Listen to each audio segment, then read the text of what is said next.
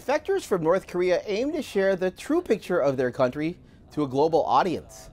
Welcome to VOA Asia Weekly. I'm Chris Casquejo in Washington. That story is coming up, but first making headlines. India's Supreme Court has ordered new guidelines to ensure the safety and protection of healthcare workers across the country. It comes after the rape and murder of a trainee doctor on August 9th. Thousands of people held protests across India, while doctors nationwide have turned away non-emergency patients. More than 200,000 people have been forced to evacuate parts of Bangladesh. More than 28 centimeters of rainfall has caused flooding in 8 districts in eastern Bangladesh. Government officials said on Wednesday that more districts are likely to be affected. Thousands of people are stranded in Feni, a city in southeastern Bangladesh, the worst hit district.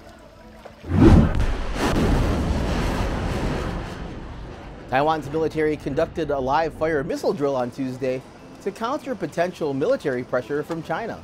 The self-governing island carried out the exercises at the Jiupeng military base. The drill was open to the media for the first time in 12 years. Beijing did not immediately react to Taiwan's drill. In an Indo-Pacific forum, Taiwan President William Lai criticized China. We have also seen China's military expansionism in the east and south China Seas.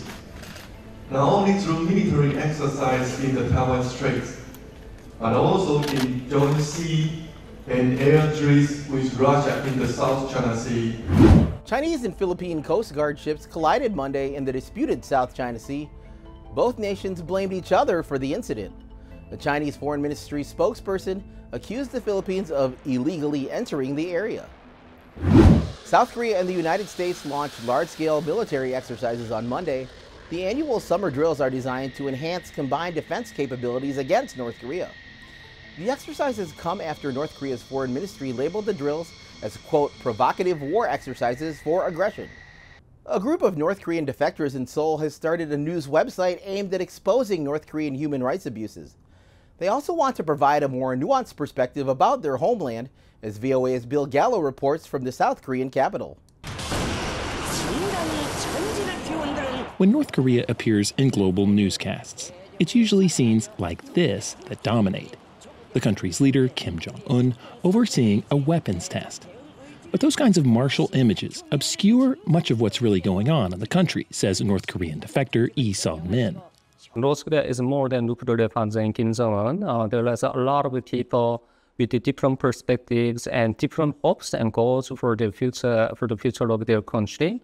Lee fled North Korea in 2012. He now helps run a website called NK Insider, whose goal is to elevate North Korean voices. A lot of people are talking about North Korea, like the scholars or experts, but there is certain differences when you hear the voices of North Koreans who lived there in that system. About 8 North Korean defectors write for the website, launched earlier this year. They communicate secretly with sources inside North Korea for their reporting. Some don't want to appear on camera. Zain Han, a former Pyongyang resident, fled North Korea just 2 years ago. Nobody can imagine what the situation is like inside North Korea, what the people experience inside North Korea, really as a slave inside North Korea. But I was there, I know. Han is one of very few North Koreans to recently make it to the South. That's because North Korea has tightened border security since the pandemic. It's getting more and more difficult to see the new defection from North Korea. The ordinary North Korean people's chance is, I think, almost like a zero.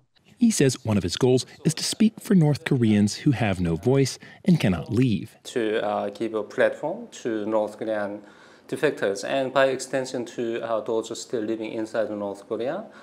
Doing what he can to provide a more nuanced perspective of his homeland. Bill Gallo, VOA News, Seoul, South Korea. Visit voanews.com for the most up-to-date stories. I'm Chris Casquejo. Finally, a first in Indonesia's planned new capital city. Indonesia celebrated its 79th Independence Day in the new capital of Nusantara on Saturday. The ceremony featured hundreds of officials and invited guests wearing traditional clothing in the unfinished presidential palace. Thanks for watching VOA Asia Weekly.